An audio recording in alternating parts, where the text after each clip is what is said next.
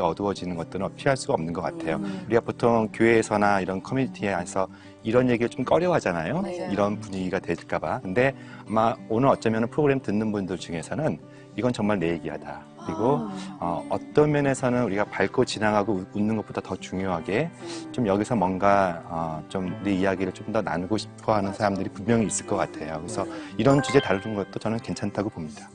오늘 뭐 우울증에 대해서 얘기를 하고 있는데 우울증의 증상들은 어떤 것들이 있나요? 굉장히 많은 증상들이 이제 우울증일 수 있죠. 무력감 또는 피곤한 것들, 아무것도 하기 싫은 부분도 있고, 밥 먹기 싫어하는 사람도 있고, 밥을 너무 많이 먹는 사람도 있고요. 되게 나간데? 네. 실제로 그래요. 그래서 또 이제 잠을 정말 못 주무시는 분이 있는 반면에 잠만 자는 사람도 있고 굉장히 다양해요. 처음에는 반복되는 감기 증상으로 오는데 감기가 너무 반복되니까 이제 좀 면역 기능이 떨어지는 거잖아요. 그래서 좀 물어보니까 불면증이신 걸 알게 됐고, 그리고 불면증의 원인이 사실은 우울증이라는 것들을 알게 되고, 그래서 잠을 못 자서 오거나 또는 감기 때문에 오거나 하여튼 본인이 드러내고 싶어 하지 않아도 조금만 이야기하면 우울증인 경우가 굉장히 많습니다. 우리가 아까 전에 우울증, 뭐 우울감 이런 얘기들을 했잖아요. 그러다 보니까 약간 헷갈리는 게 있어요. 그냥 조금만 우울해도 그건 다 우울증은 아닌 거잖아요. 그렇죠? 어떻게 구분을 할 수 있을까요? 사실 이유가 있는 우울증들이 있죠. 네. 그러니까 누가 봐도 저런 상황에서는 저렇게밖에 반응 못하는 것은 너무 당연한 부분들, 뭐 사별을 했거나 네. 또는 자식을 잃었거나 또는 이제 말씀하셨던 것처럼 연예인들의 그런 업앤다운들, 그런 건 누구나 봐도 이해가 되고 그런 자연스러운 반응일 수 있는데, 어떤 면에서 이제 의학적인 우울증은 이유가 없음에도 불구하고 자기가 뭔지 모르는 이 공허함과 무력감들로부터 설명되지 않는 그것들이 이제 의학적인 우울증, 주요 우울증이라 할 수 있겠습니다. 그러니까 그냥 조금만 우울하다고 해서 그걸 또 다 우울증이라고 할 필요는 근데 뭐 없는 우울감, 거죠. 무력감 또는 스트레스, 만성피로 다 섞여 있는 부분들이고요. 예전 같은 경우는 이제 우울증을 진단하거나 설명을 할 때는 어렸을 때 어떤 경험들이 커서 자존감이 계속 떨어지는 반복되는 그런 이유들로 이제 설명을 하고 또는 꿈의 해석을 통해서 알 수 있는 그런 접근 방법이 이제 18세기부터 한 20세기 초반까지는 주요 정신과적인 접근인데 약물과 어떤 치료의 어떤 기전들이 이제 밝혀지면서 우울증의 원인은 사실은 신경 전달 물질이 단순히 부족한 것일 수도 있어요. 우리가 잘 아시는 세로토닌 같은 거 또는 도파민 같은 것들이 부족하기 때문에 자신도 어쩔 수 없이 특별히 그것은 죄도 아니고요. 아까 말씀하셨던 마치 당뇨병처럼 특정 질환처럼 우울증도 생물학적 이유가 있고 그래서 걸리는 어떤 병적으로 보는 부분들이 최근에 어떤 현대 정신과의 어떤 주된 흐름이라고 할 수 있겠어요. 제가 한 가지 질문이 있는데 네. 그러면은 예를 들어서 이제 기능적으로 이렇게 봤을 때 당뇨병이나 혈압약처럼 이제 약을 먹어서 이렇게 이제 좋아질 수 있는 네. 호르몬 조절이라든지 그런 경우와 이제 그런 경우가 아닌 흔히 이야기했던 뭐 그동안 우리 프로이드 뭐 정신 분석처럼 이제 이전에 네. 꿈에서 찾던 원인을 찾는 그런 쪽에 이렇게 성향으로 본다고 하면 현재 나타나는 네. 그런 우울증의 증세를 어떻게 퍼센테이지로 본다면 어느 정도나 우리가 처음에 우울증의 여러 가지 종류 말씀하셨죠. 네. 호르몬 장애로 생기는 갱년기 우울증 같은 경우는 전적으로 호르몬 때문이죠. 호르몬 먹으면 좋아지는 경우가 대부분이죠. 우리가 네. 퍼센트로 정확히 말씀은 못하지만 주요 우울증의 거의 대부분은요. 세로토닌 저하로 보시면 돼요. 일상적으로 우울한 느낌들 또는 어떤 가을 되면 쉽게 우울해지는 부분들 이런 부분들은 주로 이제 세로토닌 저하로 설명할 수 있지만 굉장히 스트레스가 많거나 누가 봐도 이해되는 부분들은 사실은 세로토닌보다는 그 어떤 그 스트레스 요인 때문에 생기는 그래서 좀 접근이 각각 다를 수밖에 없을 것 같아요. 한 가지만 더 질문할게요. 네. 미안해, 내가 잠시 내가 평상시에 궁금한 걸 다 네, 여쭤보십시오. 너무 귀여워. 내가 이제 우리 선생님이 목사님 아들이고 네. 근데 교회에서 이제 네. 생활을 많이 하셨고 지금도 이제 선교나 뭐 해외 선교도 갔다 오시고 그래서 이제 교회를 너무나 잘 이해하는 분일 것 같아서 제가 이제 묻는 건데 교회 안에서 일어나고 있는 그런 그 우울증 증세를 가진 사람들에 대해서 뭐 딱 퍼센테이지로 나눠볼 수는 없겠지만 이렇게 병원에 가서 이렇게 약을 드세요. 네. 라고 이렇게 처방을 이렇게 해줘야 될 경우들과 네. 그리고 아니면 신앙적인 문제로 좀 접근해야 되겠다. 교회에서 보는 그런 어떤 비율들이나 이런 건 네. 어떻게 생각하세요? 교회에서 우울증을 다루기가 굉장히 아직까지는 보수적인 교회에서는 좀 꺼려하는 부분들이 있어요. 저희 교회에도 이제 주보가 있는데요. 네. 주보 뒤에 보면은 성도들의 주요 기도 제목들이 이제 제가 봤을 때는 환자 명단 같아요. 그냥 뭐 여러 암 종류, 무슨 진짜. 중풍 이런 쪽으로 나오는데 우울증 때문에 기도해 주세요라고 써 주신 분들은 한 분도 없어요. 그렇죠? 네. 내가 이런 것 때문에 힘들어합니다. 음. 불면증 때문이라도 말 못하고요. 근데 그분들한테는 그건 정말 중요한 부분이고 어떤 면에서는 신앙까지 이를 정도의 위기사항일 수도 있는데 아직까지 공개적으로 우울증 또는 치료받는다는 부분들에 대해서는 한국 교회가 굉장히 약한 부분들이 있다는 것이 있고 특별히 이제 제 환자들 중에도 목사님, 특별히 목사님 사모님들 그리고 선교사님들과 선교사님들의 가족들 이런 부분들이 이제 오시는 분들이 굉장히 많습니다. 근데 이제 한국 교회가 역시 이 문제를 보편적으로 다룰 수가 없는 그런 분위기가 아직까지는 지속되다 보니까 좀 늦게 오시는 경우가 굉장히 많아요. 우선은요. 참다가 오시는 네. 거죠. 참다 오시는 맞아요.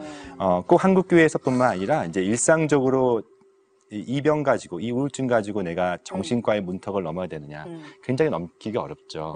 정신과를 다닌다는 것은 아직까지는 사회적인 낙인을 스티그마를 주는 네. 분위기가 너무 많고 왜냐하면 가끔씩 사회적인 무리를 일으키는 정신과 질환 에는 꼭 우울증이 들어가 있고 네. 그러니까 맞아. 그분들과 내가 동일시된 느낌이 굉장히 싫고 그리고 그렇구나. 최근에는 또 보험 시스템도 이런 우울증 환자들한테 굉장히 불리하게 돼 있어서 그것을 이렇게 드러내놓고 약을 타기가 굉장히 어렵죠. 근데 미국만 하더라도 서구 사회만 하더라도 우울증 약 중에 대표적인 프로작이라는 약이 네. 가장 많이 처방되는 약일 정도로 내가 몸이 힘들면 피트니스 센터 다니는 것처럼 내 정신이 힘들고 마음이 힘들면 멘탈 피트니스를 한다는 그런 개념들은 보편적인데 아직까지는 우리나라에서 어려워요.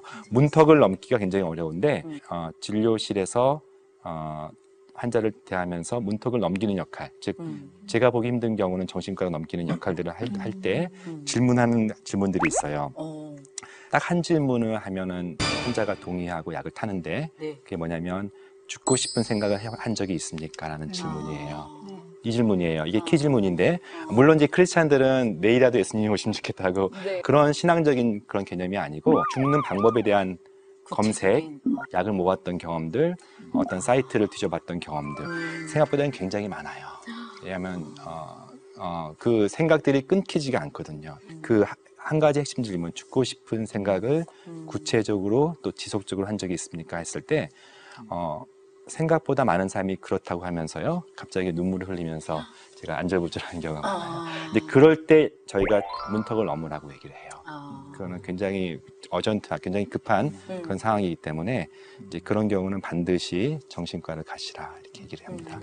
정말 궁금한 거는요. 우울증 그 완치가 가능합니까? 우리가 완치라는 표현은 사실 모든 의사들이 싫어하는 표현이에요.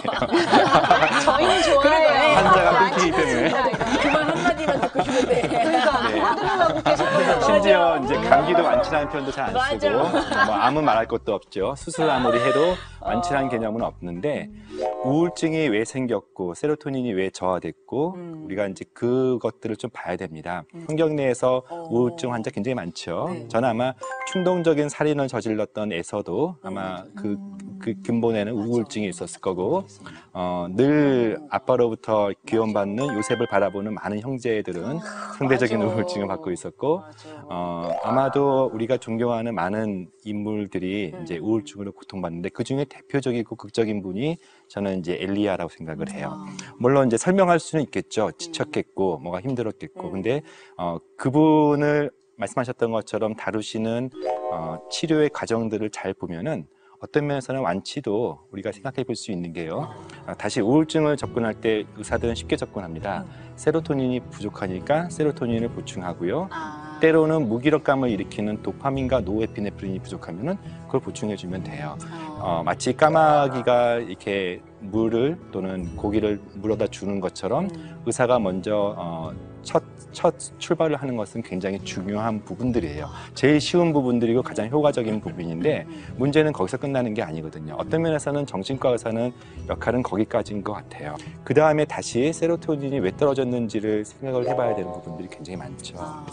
그래서 어쩔 수 없이 의사들이 다른 얘기를 하는 부분들이 비약물요법이라고 합니다. 약물로 하지 않는, 사실 약으로 하는 부분들이 굉장히 중요하지만 전부는 절대 아니고요. 또 더군다나 평생은 아닌 부분이기 때문에 목사님도 완치가 됐거든요. 거기에 덧붙여서 좀 뭐 도움이 될 것 같은데 제가 뭐 의학적으로는 아니지만 저는 이제 몸이 이렇게 다 낫고 나서도 의사 선생님하고 정기적으로 만나요. 만나서 이제 아까 얘기했던 원인이 있잖아요. 그러니까 내가 이제 뭐가 호르몬의 불균형이 오든지 보면은 저에게 있어서는 과도한 일이었어요. 그러니까 내 몸에 이제 내가 이겨내지 못하는 그런 스트레스나 이런 것들을 통해서 어느 순간 무너졌기 때문에 근데 이게 조절이 잘 안 되는 거예요. 네. 그러니까 이제 의사 선생님을 정기적으로 만나면 선생님이 나한테 딱 묻는 게 뭐부터 묻냐면 스케줄 보세요. 몇 프로 채웠습니까? 그래서 일단 20% 지우세요. 그러니까 이게 내 스스로 정리가 안 되니까 이제 선생님이 정기적으로 이렇게 나에게 이렇게 체킹을 해주는 거죠. 근데 또 지나면은 또 과도해지고. 그래서 나는 내가 스스로 이렇게 못할 때에는 뭐 이제 나와 같은 상황이 이렇게 환경이 되는 사람이 또 많이 안 될 수도 있지만 가능하다면 이렇게 좀 정기적으로 이렇게 좀 카운셀링을 받든지 내가 좀 부족하다고 생각하면 특히 이제 연예인이라든지 이런 사람들은 좋을 때 좋고 나쁠 때 나쁘고가 아니라 좀 이렇게 정기적인 이렇게 체크업 하면은 훨씬 더 좋아지지 않을까.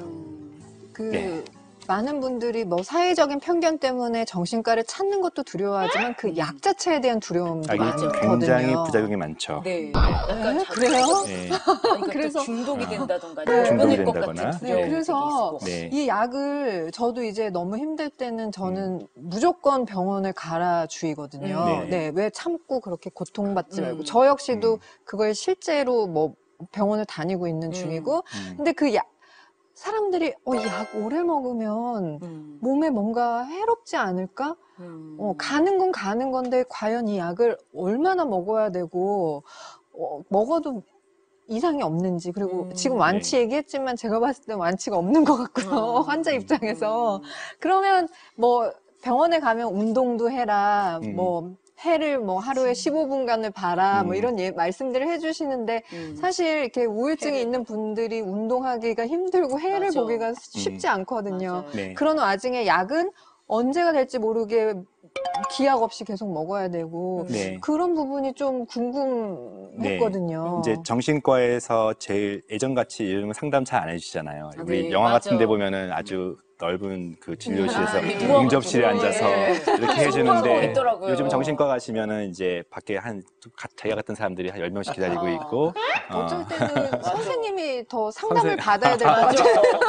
되게 이렇게 네. 진지하게 네. 상담만 그렇죠. 그래서 써주시잖아요. 상당 부분 요즘 정신과나 또는 기타 이제 다루는 그 방식들이 약물 처방 중심이긴 해요. 여전히 그 약물 처방이 가장 기전적으로 맞습니다만은 잠 못 자는 약을 포함해서 인지 기능을 떨어뜨린다든지 정신적으로 의존되는 문제들은 반드시 이제 우리가 경각심을 가져야 되는데요.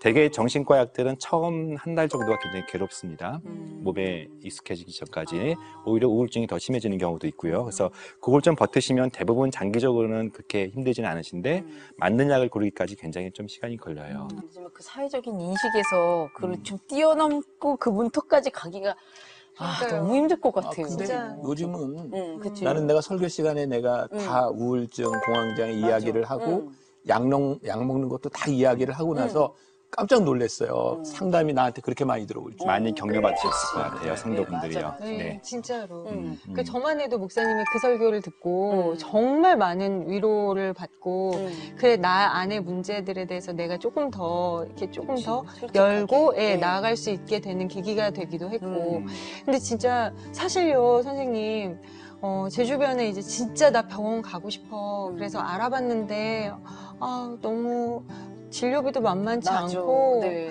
사실 좀 어려워. 그런 이야기도 많이 들었고요. 또 실은 뭐 이렇게 저만 해도 진짜 제가 약간 이렇게 제 특기가 견디기예요. 그러니까 견디다가 이제 사인이 온 거예요. 나 너무너무 가고 싶어. 아. 병원에 너무너무 가고 싶어. 견디기가 힘들어. 지경까지 갔는데 그거를 한번 그 지독한 시간을 또 넘고 나면 조금 나아지잖아요. 근데 또 찾아오잖아요. 근데 그게 누적이 되면은 진짜 더 힘들어지잖아요. 근데 이렇게 저처럼 이렇게 견디거나 아니면은 가고 싶어서 알아봤는데 좀 여건이 또 여의치 않아. 이럴 경우에 좀 일상생활에 그런 분들에게 만약에 여기 이제 지금 시청자들이 환자라고 생각하고 맞아요. 좀 이렇게 좀 좋은 조언을 해주실 수 있는 게 있을까요? 네. 아까 말씀드렸던 키 질문, 죽고 싶은 생각을 지속적으로 하면 그건 알람 사인이라고 해서 그건 반드시 병원에 가셔서 빨리 치료받는 게 사실은 그거는 문턱은 바로 넘으셔야 되는 부분들이고요. 상당 부분 많은 사람들은 그 정도까지는 자기는 아닌데 그리고 여러 가지 상황 요인 때문에 어쩔 수 없이 내가 이 힘든 시기를 통과하고 있는데 나 혼자는 힘들다라고 하는 부분들이 분명히 많을 거예요. 우선 이제 비약물요법, 세로토닌을 올릴 수 있거나 또는 자율신경계를 조정할 수 있는 요법들은 굉장히 많습니다. 새로운 것들이 아닐 수도 있어요. 대표적인 게 음악이에요. 우리가 사울 왕이 번뇌에 쌓이고 잠을 못 잤을 때 다윗이 연주한 그 하프, 우리가 이제 비파 수금이라고 하는 부분들이 실제로 저희 병원에서도 저희는 비약물요법을 주로 하기 때문에 환자들이 오셨을 때 저희가 음악을 들려드려요. 근데 이제 일상적인 그런 클래식 음악을 들려주는 게 아니라 저희는 이제 자율신경계를 이용해서 심장에서 나오는 소리를 음악으로 만들어서 들려주는 그런 치료가 있어요. 실제 그것을 하고 저희가 이렇게 모니터를 보면은 자율신경계가 망가져 있던 것들이 이렇게 조화를 이루면서 스트레스가 완화되는 그런 경험도 해요. 꼭 그런 방식의 치료가 아니더라도 자기가 좋아하는 클래식이든 재즈든 죄송합니다. 찬송가든. 저도 찬송가가 굉장히 가사뿐만 아니라 그 멜로디가 주는 그 평안함이 실제로 교감신경을 낮춰서 공황장애를 낮추는데 굉장히 도움이 돼요. 어떤 경우는 부교감신경을 올려서 우울증을 좋게 해주면서 음악이 아마 가장 전통적으로 우리가 할 수 있는데 저희는 거기다 플러스 명상이라는 표현을 좀 많이 해요. 이제 약간 종교 중립적인 표현을 쓰는데 이제 우리식으로 말하면 묵상일 수도 있는데 사실은 많은 부분에서는 좀 이렇게 생각을 채우는 것보다는 비우는 쪽으로 그래서 요즘은 멍때기라는 표현도 좀 많고요. 사람마다 좀 달라요. 우리가 이제 공황장애든 스트레스가 너무 많든 불면증, 영어로 thinking too much 하시는 분들, 자려고 할 때 온갖 잡념들이 많으신 분들은 교감신경 우세인 경우가 많은데 그런 분들의 주된 저희가 하는 방식은 멍 때리기, 그냥 아무 생각, 근데 그게 쉽지가 않습니다. 그래서 그게 쉽지가 않으면 구체적으로 어떤 특정 상황, 뭐 해변가를 걷는 상상을 한다거나 숲속을 걷는 상상을 해서 좀 채우는 것도 괜찮아요. 그리고 저희가 이제 그런 명상을 할 때 저희 크리스찬적으로 표현하면 저는 성령의 내주하심과 또 우리가 들심과 날심을 통하여서 즉 호흡을 통하여서 실제 최근에 이제 하버드에서 연구한 결과도 있는데 호흡을 천천히 했을 때 우리가 영어로 이제 딥브레스, 심호흡. 실제 심호흡을 했을 때 호흡을 천천히 들이쉬고 최대한 멈춘 다음에 복식으로 천천히 내쉬우는 것을 반복적으로 할 때 미주신경이 자극돼서 교감신경이 급격히 떨어져요. 그래서 우리가 열받고 갑자기 생각들이 플라이트 오브 아이디어 막 이렇게 전달되면서 자기도 통제가 안 되는 그 감정의 그 날아다님들이 있죠. 또는 어떤 생각들이 지나치게 날아다닐 때 잠깐 멈추고 눈 감고 호흡을 하는 것만으로도 굉장히 안정감을 느낄 수가 있어요. 그래서 실제로 누가 막 화내려 그러면 숨 쉬어. 약간 숨 크게 들이쉬어. 맞아. 그러잖아요. 네, 맞습니다. 그렇다. 저희 이제 특별히 환자들 중에 저희 동네가 좀 그래서 그런지 이제 CEO들이 많아요. 그래서 늘 생각들이 많고 자기 밑에 있는 분들을 먹여 살려야 되기 때문에 제가 이제 그런 분들일수록 점심은 좀 간단하게 먹고 한 30분 정도 사무실에서 불 끄고 문 잠그고 편하게 누워서 호흡하시고 명상하시고 음악 들으십시오. 하루에 한 번이라도요. 네.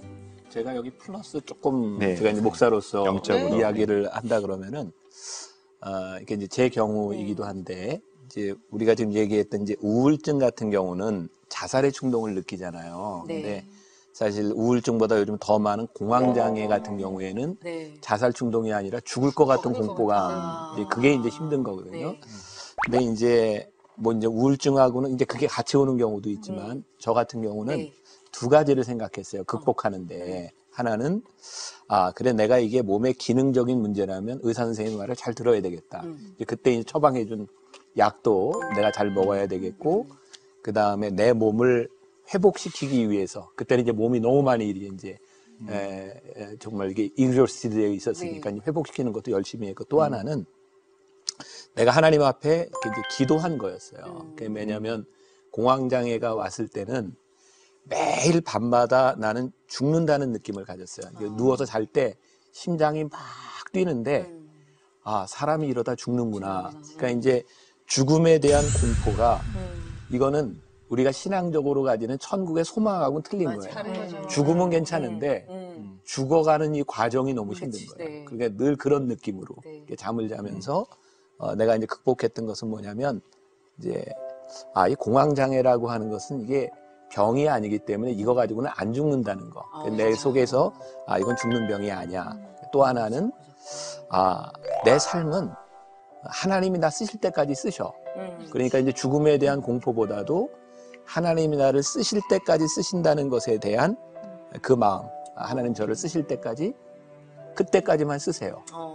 그래서 그 마음과 그다음에 이거는 죽어도 안 죽는 병이라고 하는 것. 그다음에 이제 처방 그리고 내 건강을 회복하는 방법. 그래서 내 문제는 뭐였냐면 그렇게 이제 이글저스티 되다 보니까 이제 회복하는 방법에서 걷기, 이제 주로 이제 운동 이런 걸 했는데 나는 성격이 너무 열심히 해. 그래서 회복하려고 운동한 게 과도하게 하셨죠. 또 병이 돼. 그러니까 이제 또 20% 줄이셔야 되는 거 아니에요? 그게 이제 20% 줄이시는 이제 그게 이제 문제인 거죠. 이제 그런 기질에 대한 문제도 나를 이해하게 되니까 조금씩 이렇게 교정이 돼 가더라고요. 그러니까 자기를 이해하는 걸 이게 이제 도움을 받는 게 참 중요한 거예요. 네, 실제로 공황장애는 우울증하고 완전히 다른 병이고요. 또 자율신경만 놓고 봐도 공황장애는 교감신경이 증가되면서 두려운 마음으로 초조해지고 불안해지는데 이제 그 기저에는 이제 두려움이라는 건데 그것이 병이 아닐 수도 있거든요. 퍼포먼스가 좋을 때는 완벽주의로 나타나요. 일 잘 알고 늘 탑에 있는 사람들이 주로 그런 경험을 많이 하는데 이제 그런 어떤 완벽주의나 일을 잘 해냄으로써 칭찬을 받고 다시 일을 잘하는 어떤 반복적인 선순환 구조일 수도 있는데 이제 그런 분들한테는 저희가 교감신경을 낮추는 신경 안정제가 이제 주된 처방, 자낙스 같은 그런 처방을 하지만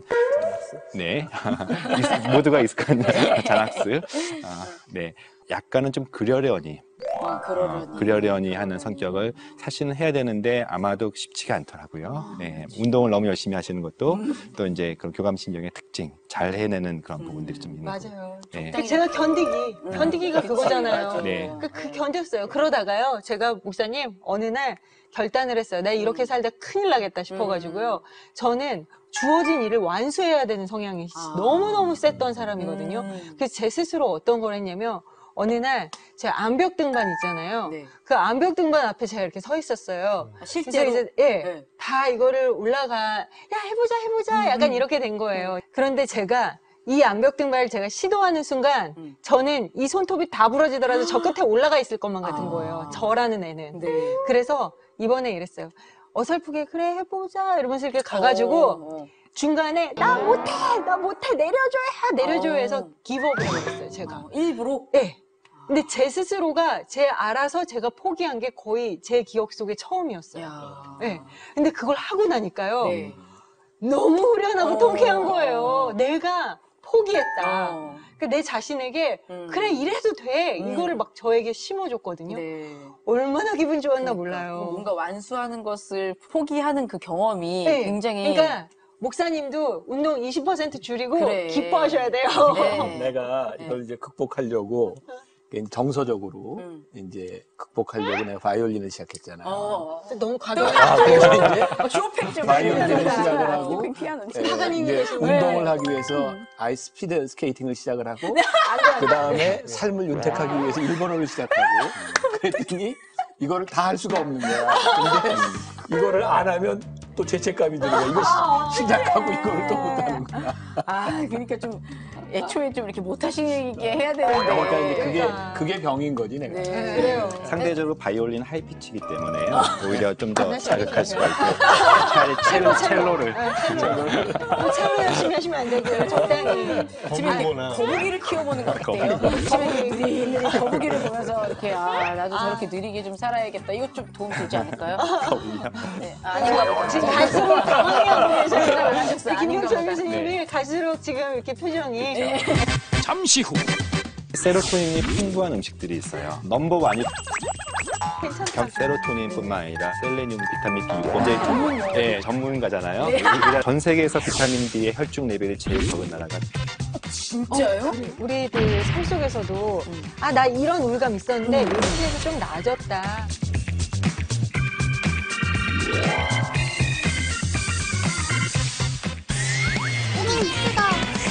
세로토닌을 올리는 이제 두 가지 비약물요법 제가 좀 더 소개를 해드릴게요. 네. 사실은 쉽지 않은 걸 수도 있는데 잠이죠.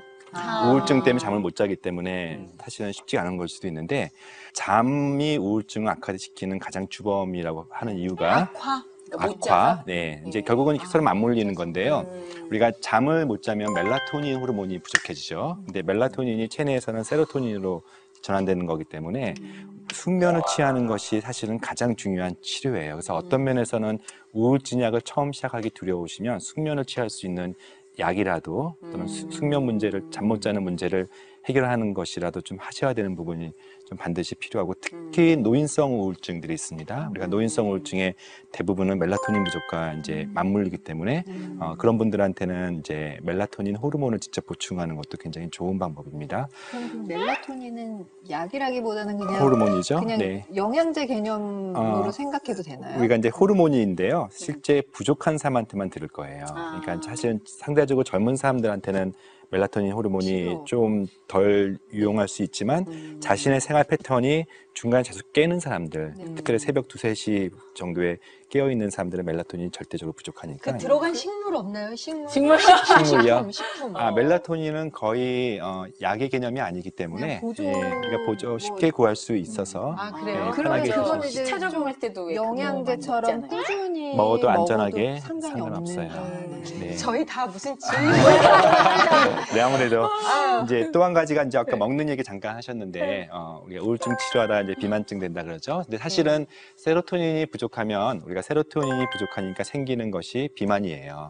우리가 과식을 하게 만드는 탐닉하게 만드는 주된 것이 세로토닌 부족이어서 비만 치료 중에 대표적인 약물은 또 세로토닌을 주는 방식도 있어요. 근데 여기서 이제 먹는 것이 굉장히 중요한데요.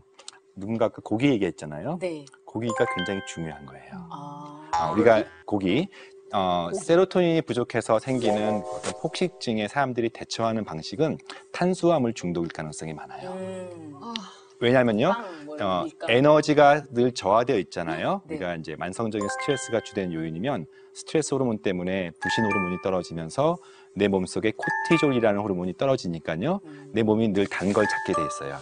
소위 말해서 당 떨어진다는 표현 많이 쓰죠. 네. 그러면서 빠른 시간에 당을 올리는 것이 탄수화물이고 특별히 여성분들 좋아하는 과자들과 빵빵. 또는 우리가 아주머니들 아침에 먹는 그 설탕 들어있는 커피 믹스 네. 이런 것들이 즉각적으로 자신의 몸을 좋게 착각하게 만드는 그런 효과가 있기 때문에 그 사람들의 대부분 우울증 환자의 식욕 패턴들은 탄수화물이 과잉 섭취 그리고 식사가 제대로 되지 않으니까 단백질의 부족인 경우가 많아요. 단백질이 중요한 이유가 세로토닌을 만드는데 핵심적인 영양제가 트립토판이라는 단백질인데요. 트립토판에서 세로토닌으로 넘어갈 때 반드시 필요한 미네랄들이 있어요. 그것이 셀레니움과 B6번 같은 것들인데 이것들의 공급원들이 다 고기들이에요.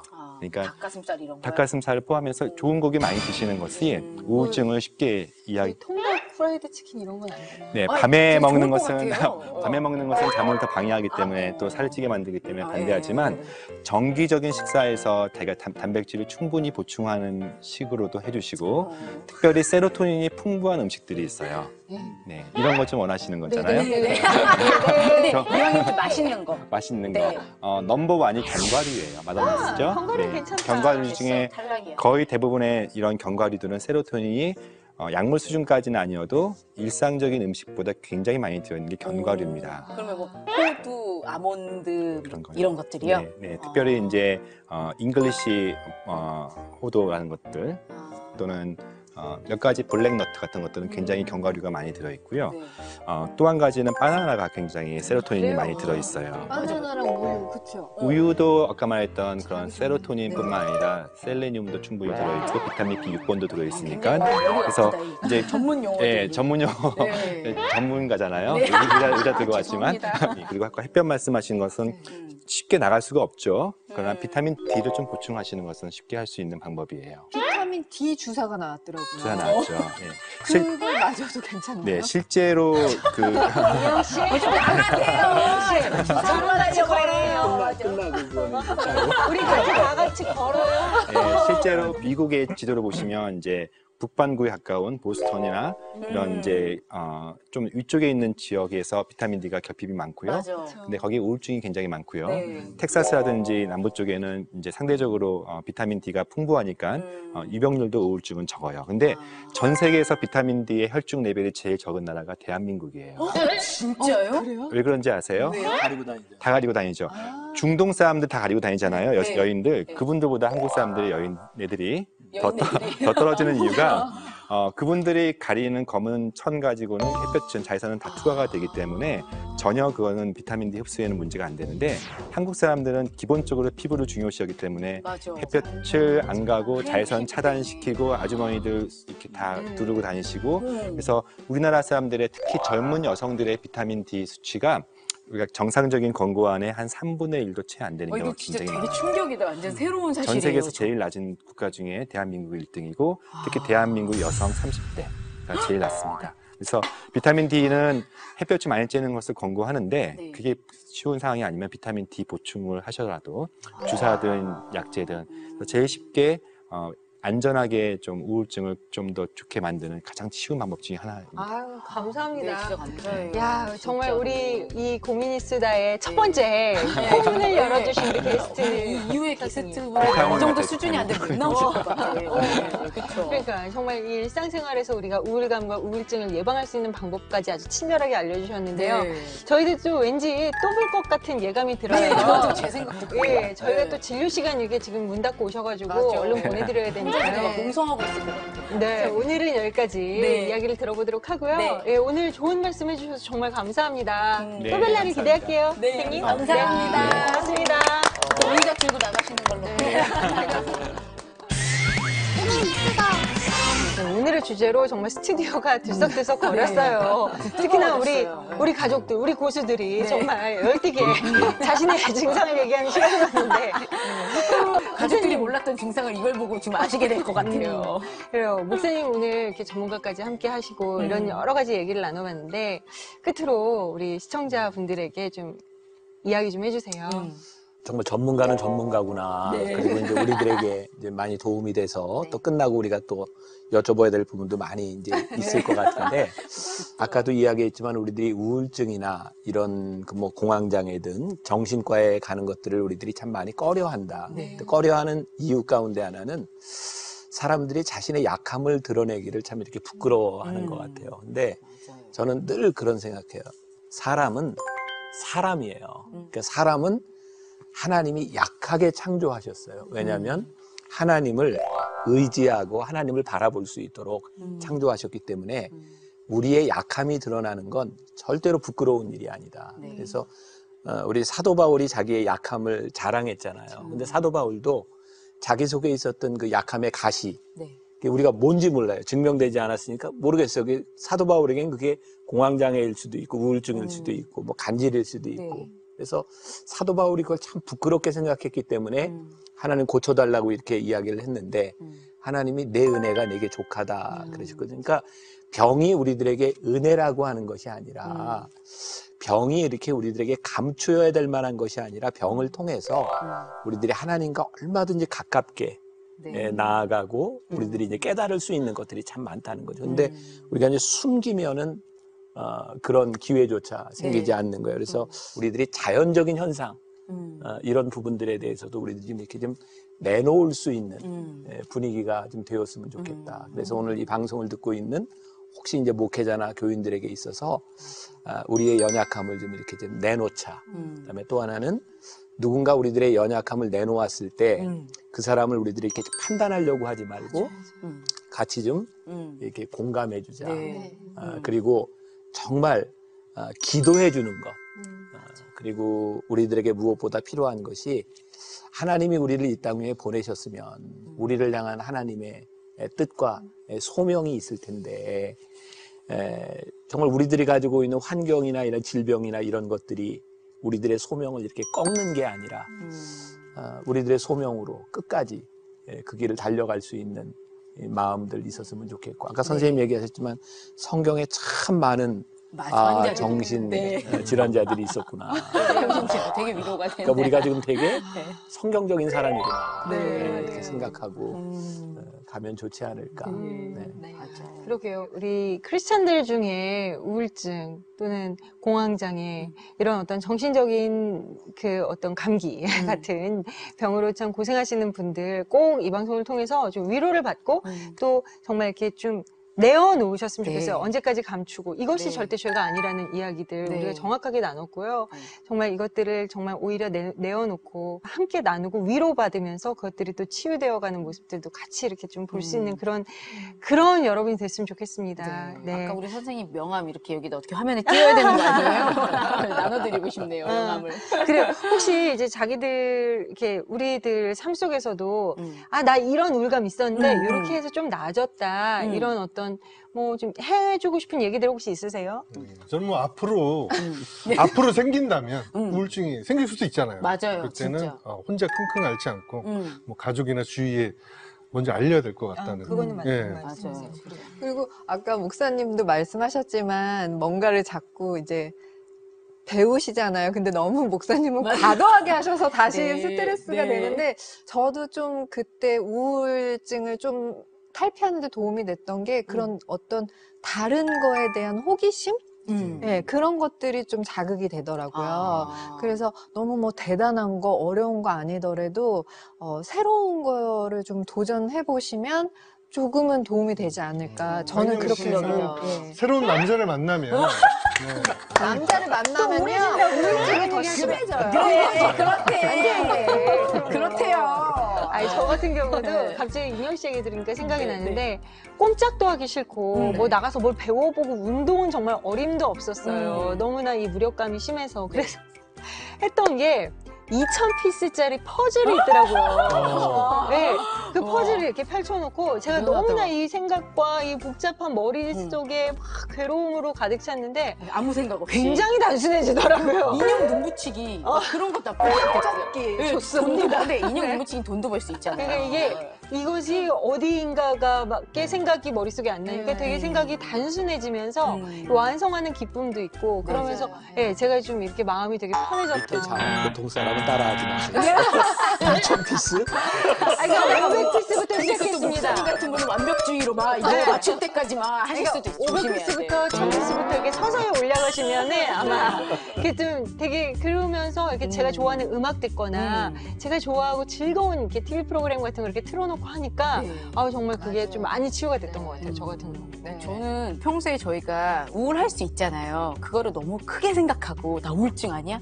난 절대 우울하면 안 돼. 이렇게 생각하기보다는 약간 내가 우울하면서도 또 일상생활을 할 수 있다고 하는 약간 정말 약간 그런 과정으로 생각하는 것도 좀 도움이 될 거는 같다는 생각이 들어요. 그러게 말이에요. 정말 우울할 때는 그 고민이 수다 다시 보기 이렇게 하면 정말 지혜로우시다. 깔끔하네요.